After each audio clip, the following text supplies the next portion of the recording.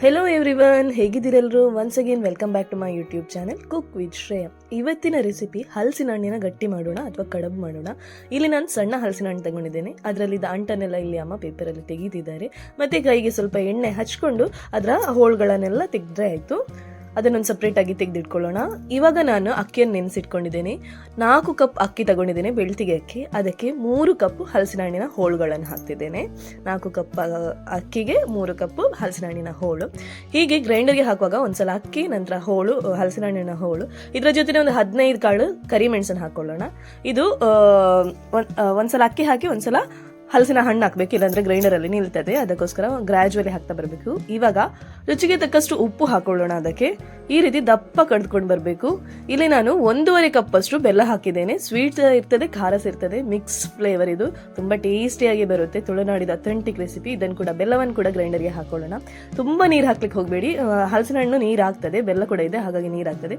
ಈ ರೀತಿ ಈ ಹದಕ್ಕೆ ನಾವು ಗ್ರೈಂಡ್ ಮಾಡ್ಕೊಂಡು ಬರಬೇಕು. ಈಗ ನೋಡಿ ತೆಗೆದಿಟ್ಕೊಳ್ತೇನೆ. ಈ ಹದಕ್ಕೆ ದಪ್ಪ ಗ್ರೈಂಡ್ ಮಾಡ್ಕೊಂಡು ಬ್ಯಾಟರ್ ರೆಡಿ ಮಾಡ್ಕೊಳ್ಬೇಕು.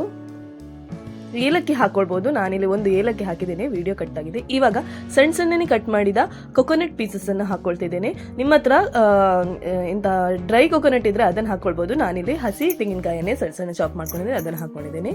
ಈ ರೀತಿ ಸ್ವಲ್ಪ ಸ್ವಲ್ಪನೇ ಹಾಕೊಂಡು ಎಲ್ಲ ಕಡೆ ಕರೆಕ್ಟ್ ಆಗಿ ಮಿಕ್ಸ್ ಮಾಡ್ಕೊಳ್ಳೋಣ. ಇವಾಗ ಕೆಸುವಿನ ಎಲೆ ತಗೊಂಡಿದ್ದೇನೆ. ಈ ಕಡುಬು ಮಾಡಲಿಕ್ಕೆ ಕೆಸುವಿನ ಎಲೆನೇ ಬೆಸ್ಟ್. ಇದರ ಫ್ಲೇವರ್ ತುಂಬ ಟೇಸ್ಟಿಯಾಗಿ ಬರುತ್ತೆ.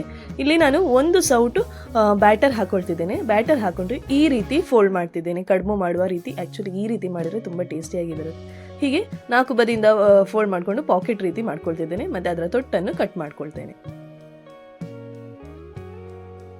ಈ ರೀತಿ ಕಟ್ ಮಾಡಿಕೊಂಡ್ರೆ ಒಂದು ಹಲಸಿನ ಹಣ್ಣಿನ ಕಡುಬು ರೆಡಿ ಆಗಿದೆ ನೋಡಿ. ಈ ರೀತಿ ಕೂಡ ಮಾಡಿಕೊಂಡು ಸ್ಟೀಮರಲ್ಲಿ ಇಟ್ಟು ಬಿಡೋಣ. ಒಂದು ಅರ್ಧ ಗಂಟೆ ಬೇಯಬೇಕು. ನಾನು ಈ ರೀತಿ ಮಾಡೋದು. ನನ್ನ ಅಮ್ಮ ನೋಡಿ ಈ ರೀತಿ ಅದನ್ನು ಬ್ಯಾಟರನ್ನು ಸ್ಪ್ರೆಡ್ ಮಾಡ್ತಾರೆ. ಈ ದೊಡ್ಡ ಎಲೆಗೆ 1 ಸೌಟು ಬ್ಯಾಟರ್ ತಗೊಂಡು ಅದನ್ನು ಫುಲ್ ದೋಸೆ ರೀತಿ ಫುಲ್ ಅಗಾಲ ಮಾಡಿ ಸ್ಪ್ರೆಡ್ ಮಾಡ್ತಾರೆ, ರೌಂಡ್ ಮಾಡಿ. ಅವ್ರಿಗೆ ಈ ರೀತಿ ಇಷ್ಟ ಆಗ್ತದೆ, ನನಗೆ ಅದು ರೀತಿ ಇಷ್ಟ ಆಗುತ್ತೆ. ಯಾವ ರೀತಿ ಕೂಡ ನಾವು ಮಾಡ್ಕೊಳ್ಬೋದು. ಆ ರೀತಿ ಕೂಡ ಮಾಡ್ಕೊಳ್ಬೋದು ಅಥವಾ ಈ ರೀತಿ ಕೂಡ ಮಾಡ್ಕೊಳ್ಬೋದು. ಈ ರೀತಿ ಫುಲ್ ಆಗಿ ಸ್ಪ್ರೆಡ್ ಮಾಡಿ ಮಿಡಲಲ್ಲಿ ಮಡ್ಚಿಬಿಟ್ರೆ ಆಯ್ತು. ಅಂದರೆ ಹಾಫ್ ಮಡ್ಚೋದು, ಆ ರೀತಿ ಮಾಡ್ಕೊಂಡ್ರೆ ಆಯಿತು. ಈ ರೀತಿ ಫುಲ್ ಸ್ಪ್ರೆಡ್ ಮಾಡ್ಕೊಳ್ಳೋಣ. ನೋಡಿ ಎಷ್ಟು ಚಂದ ಬರ್ತದೆ ನೋಡಿ. ದೋಸೆ ನೋಡಿದಾಗ ಆಗ್ತದೆ. ಬಟ್ ಇದು ಹಲಸಿನ ಹಣ್ಣಿನ ನಮ್ಮ ತುಳುವಲ್ಲಿ ಗಟ್ಟಿ ಅಂತ ಹೇಳ್ತಾರೆ. ಇದನ್ನು ಈ ರೀತಿ ಫೋಲ್ಡ್ ಮಾಡ್ಕೊಂಡ್ರೆ ಆಯಿತು ಅಷ್ಟೇ. ಇದನ್ನು ಕೂಡ ಸ್ಟೀಮರಲ್ಲಿ ಇಟ್ಟು ಬಿಡೋಣ. ಒಂದು ಅರ್ಧ ಗಂಟೆ ಇದನ್ನು ಸ್ಟೀಮ್ ಮಾಡಿದರೆ ನಮ್ಮದು ಹಲಸಿನ ಹಣ್ಣಿನ ಕಡುಬು ರೆಡಿ ಆಗಿದೆ. ತುಳುನಾಡಿದ ಅಥೆಂಟಿಕ್ ರೆಸಿಪಿ. ಅದರ ಕಲರ್ ನೋಡಿ, ಕೆಸುವಿನ ಎಲೆನ ಕಲರ್ ಚೇಂಜ್ ಆಗಿರುತ್ತೆ, ರೆಡ್ ಕಲರ್ ಬರುತ್ತೆ. ನೋಡೋಣ, ಈಗ ಓಪನ್ ಮಾಡೋಣ. ನೋಡಿ ಎಷ್ಟು ಸೂಪರ್ ಆಗಿ ಬಂದಿದೆ. ಇದರ ಟೇಸ್ಟ್ ಅಂತೂ ಸೂಪರ್ ಆಯ್ತಾ. ಯಾವುದು ಕೂಡ ಈ ಟೇಸ್ಟನ್ನು ಬೀಟ್ ಮಾಡಲಿಕ್ಕಾಗಲ್ಲ, ಅಷ್ಟು ಸೂಪರ್ ಆಗಿ ಬರುತ್ತೆ. ಖಾರ ಸ್ವೀಟ್ ಎಲ್ಲ ಮಿಕ್ಸ್ ಆಗಿರುತ್ತೆ. ನೋಡಿ, ಜಸ್ಟ್ ಪ್ರೆಸೆಂಟೇಷನ್ ಈ ರೀತಿ ಮಾಡ್ಕೊಂಡಿದ್ದೇನೆ. ನೋಡಿ, ನಮ್ಮದು ಹಲಸಿನ ಹಣ್ಣಿನ ಕಡುಬು ರೆಡಿಯಾಗಿದೆ. ಇದು ನಾನು ಮಾಡಿ ಫೋಲ್ಡ್ ಮಾಡಿ ಇಟ್ಟ ರೀತಿಯಲ್ಲಿ ನಾನು ಮಾಡಿದಂತ ತೆಗೆದಿದ್ದೇನೆ. ಇಲ್ಲಿ ನೋಡಿ, ಅಮ್ಮ ಆ ರೀತಿ ಸ್ಪ್ರೆಡ್ ಮಾಡ್ತಾನೆ ಅಂತ ಹೇಳಿದ್ದೇನೆ, ಅದು ಕೂಡ ನೋಡಿ ಈ ರೀತಿ ಬರ್ತದೆ. ನೋಡಿ, ನಮ್ಮ ತುಳುನಾಡಿನ ಸ್ಪೆಷಲ್ ಅಥೆಂಟಿಕ್ ರೆಸಿಪಿ ಹಲಸಿನ ಹಣ್ಣಿನ ಕಡುಬು ರೆಡಿಯಾಗಿದೆ.